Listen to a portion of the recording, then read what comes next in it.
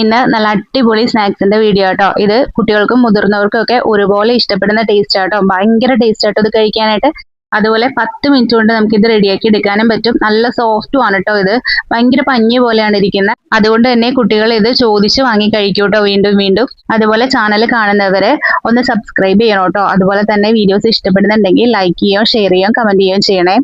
ഇത് ഉണ്ടാക്കാനായിട്ട് 2 ഏത്തപ്പഴം എടുത്തിട്ടുണ്ട് കേട്ടോ. അത്യാവശ്യം നന്നായിട്ട് പഴുത്ത പഴമാണ് കേട്ടോ. ഇനി ഇത് മിക്സിയുടെ ജാറിലിട്ട് ഒന്ന് ബ്ലെൻഡ് ചെയ്തെടുക്കണം. ഒരുപാട് അങ്ങ് അരഞ്ഞു പോവണ്ട, ജസ്റ്റ് ഒന്ന് ബ്ലെൻഡ് ചെയ്ത് എടുത്താൽ മതി കേട്ടോ. പിന്നെ ഞാൻ ഇതിലേക്ക് എടുക്കുന്ന ഗോതമ്പ് പൊടിയാണ്. ഗോതമ്പ് പൊടി, ആട്ടപ്പൊടി ഉണ്ടല്ലോ, അത് ഒരു 1.5 കപ്പ് എടുത്തിട്ടുണ്ട്. പിന്നെ അതിലേക്ക് ഒരു 1.5 കപ്പിന് ശരിക്കും പറഞ്ഞാൽ ഒരു 1/4 കപ്പോളം അരിപ്പൊടി അത്ര എടുക്കാം.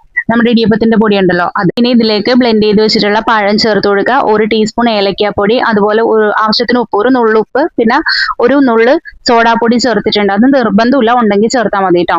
എന്നിട്ട് ഇതെല്ലാം കൂടി ഒന്ന് മിക്സ് ചെയ്ത് കൊടുക്കുക. അതിനുശേഷം നമുക്ക് മധുരത്തിന് ഞാനിവിടെ ശർക്കരയാണ് എടുക്കുന്നത്. പഞ്ചസാര എടുക്കണമെങ്കിൽ അത് എടുക്കുക കേട്ടോ. ഞാനിപ്പോ ശർക്കര ഉരുക്കിയത് ഒഴിച്ചു കൊടുക്കുന്നുണ്ട്.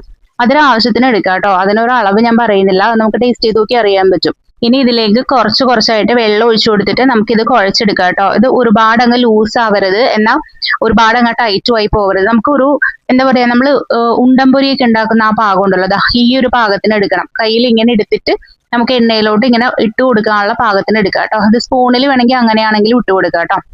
ഇനി ഇത്ര ഉള്ളൂ കേട്ടോ, റെസ്റ്റ് ചെയ്യാനൊന്നും വെക്കണ്ട. ഇനി ഒരു പാത്രത്തിലേക്ക് എണ്ണ ഒഴിച്ചിട്ട് എണ്ണ ചൂടാവുമ്പോൾ അതിലേക്ക് നമുക്ക് വേണ്ടതുപോലെ എങ്ങനെയാണോ വേണ്ട ഷേപ്പ് അതുപോലെ ഇട്ട് കൊടുക്കാം കേട്ടോ. ഞാനിപ്പോ ഇതുപോലെയാണ് ഇടുന്നത്. ഇനി ഒന്നുമില്ല, ഓരോ 2 മിനിറ്റ് കൂടുമ്പോൾ തിരിച്ചു മറിച്ചോട്ട് നമുക്ക് ഇതുപോലെ ബ്രൗൺ കളർ ആകുമ്പോഴത്തേക്കും എടുക്കാം കേട്ടോ. ഇത് പെട്ടെന്ന് വെന്ത് കിട്ടും കേട്ടോ.